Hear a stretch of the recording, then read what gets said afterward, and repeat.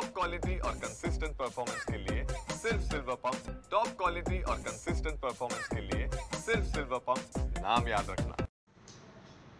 भैया अजित नागरी बँकेसंदर्भात काही महिला निबंधक कार्यालयासमोर आंदोलनासाठी बसलेल्या आहेत। त्यांनी आमचे खाते सील केलेले आहे, यामध्ये लाडकी बहीण असेल अशा अनेक योजनेचे पैसे अडकलेले आहेत असा आरोप केला आहे। महिला त्या आंदोलनात बसलेल्या काय सांग? आता त्यामध्ये सर्वप्रथम विषय असा आहे की बचत गटामध्ये जे काही थकबाकीदार असणाऱ्या महिला भगिनी आहेत किंवा थकबाकीत असणाऱ्या महिला भगिनींचे जे जामीनदार आहेत त्यांचं खातं त्यामध्ये सहकार खात्याचे नियमाला अनुसरून हे अकाउंट त्यामध्ये अमाऊंट रिकवर होण्याच्या उद्देशाने फ्रीज केले गेले जातं। आपण जसा मुद्दा मांडला की लाडक्या बहिणींच्या संदर्भातला विषय, तर माझ्याकडे हा GR आलेला आहे। हा GR आहे 23/9/2024 साली। ह्याच्यानंतर लाडक्या बहिणींच्या अकाउंटमध्ये पैसे येणं चालू झालेलं आहे किंवा त्या 9 महिन्यातल्या कालावधीनंतर। त्याच्यापूर्वी जे काही कारवाया झालेल्या आहेत, कारवाईची प्रोसेस सातत्याने चालू असते। त्याच्यापूर्वी जे काही अकाउंट लॉक झालेले आहेत आणि त्याच अकाउंटमध्ये जर हे अमाऊंट येत असतील तर त्याची संस्थेला त्याची माहीत नाही, कारण हे शेवटी प्रत्येक इंडिव्हिज्युअलला माहिती की त्यांनी कुठलं अकाउंट आपलं लिंक केलेलं आहे KYC आणि आधारला। तरीसुद्धा आलेल्या ह्या GR प्रमाणे आम्हाला म्हणजे संस्थेला जे काही असे अप्रोच झाले आहेत, जे कर्जदार थकबाकीदार जामीनदार जे अप्रोच झाले किंवा आमच्या लाडक्या बहिणीच्या खात्याला देखील अकाउंट लॉक झालं आहे, त्यांना आम्ही शासनाकडून रिवाईज जी काय ऑर्डर आली त्याप्रमाणे आम्ही त्या फ्रीज जे झाले ते आपण त्यामध्ये रिलीज करून देत आहोत। या आंदोलनामध्ये उभाटा गटाचे जे वसंत मोरे त्यांनी काल भेट दिली होती। त्यांनी महिलांची बाजू ऐकून घेतली। त्यानंतर त्यांनी असा इशारा दिला की आम्हाला सासवड 30 किलोमीटर आहे, एक धमकीवाला इशारा दिलेला आहे। त्यामुळे 2 दिवसात ज्या महिलांची खाते आहेत किंवा जे महिलांच्या अडचणी आहेत त्या सोडवाव्यात, नाहीतर आम्ही सासवडला येऊन आंदोलन करू। आता ह्याच्यामध्ये कसं आहे, संस्था ही काल परवा 2 वर्षापूर्वी चालू झाली नसून 35 वर्षाचा ह्या संस्थेला वारसा आहे। सातत्याने ही संस्था वर्ग ऑडिट वर्ग जे आहेत त्या ऑडिटमध्ये सातत्याने वर्ग त्यामध्ये आपल्याला प्राप्त झालेला आहे।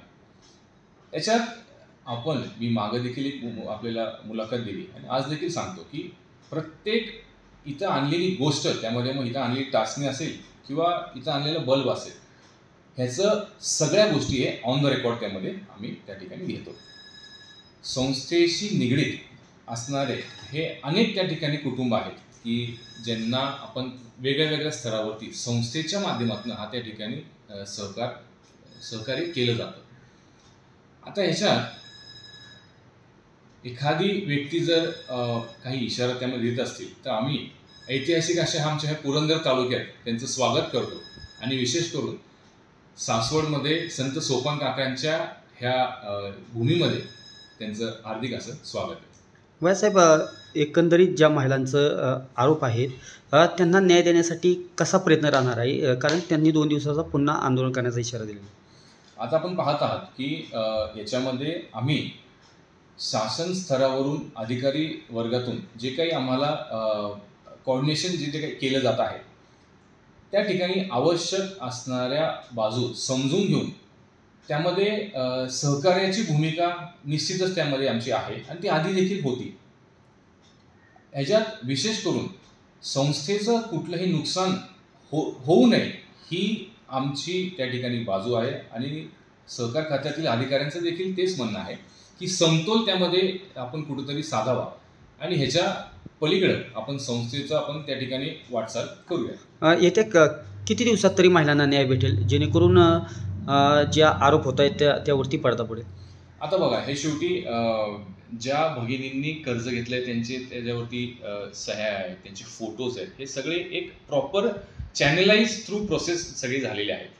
परंतु आम्ही लवकरात लवकर ह्यामध्ये निश्चितच ज्यांना खरोखर असे काही इन्सिडेंट्स काही आमच्या निदर्शनास आले, जसं हे लाडकी बहिणीचं आपण सांगताय, त्याच्यात निश्चितच सहकार खात्याचे नियमाला अनुसरून पॉझिटिव्हली आम्ही सगळी त्यामध्ये मदत निश्चित करू।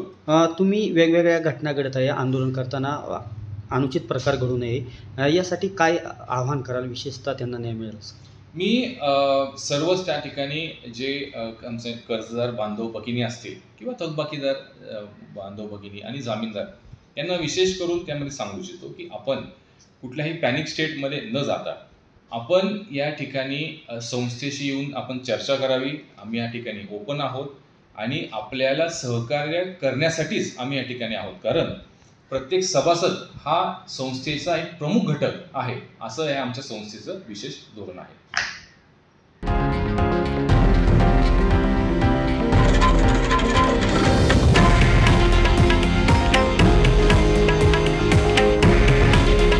हे आहे देशातील नंबर 1 न्यूज नेटवर्क आणि आपण पाहत आहात TV9 मराठी. काळजी तुमची, हित महाराष्ट्राचं.